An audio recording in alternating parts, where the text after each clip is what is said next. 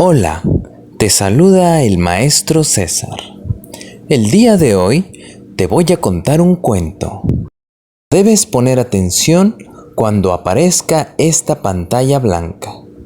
Entonces deberás escuchar el sonido y adivinarlo para que el cuento pueda continuar. ¿Estamos listos? Ahí vamos con el mini cuento.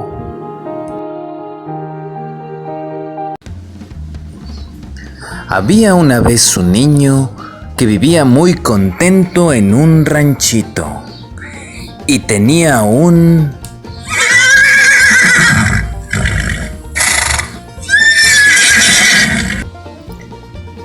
Todas las mañanas se preparaba para ir a pasear al bosque y escuchar el sonido de los...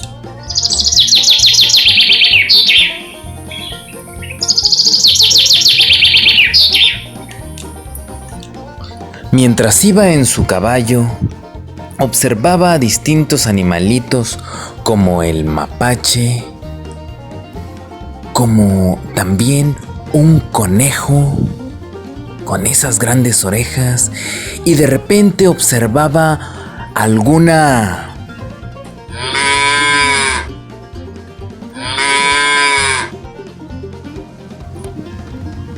Continuaba su camino por el bosque, pues le encantaba observar cómo el sol iluminaba a través de los árboles, y también porque atravesaba un...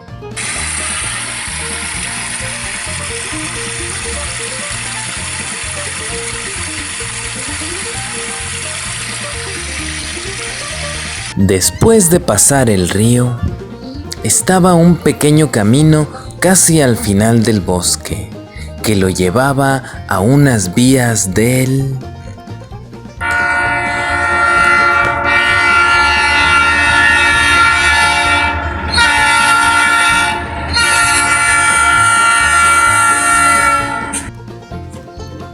Por último, regresaba a su casa y su papá lo recibía muy contento porque había regresado con bien de ese gran paseo.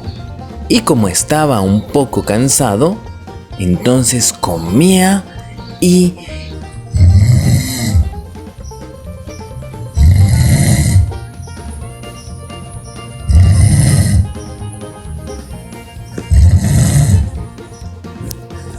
Y colorín colorado, este mini cuento se ha terminado.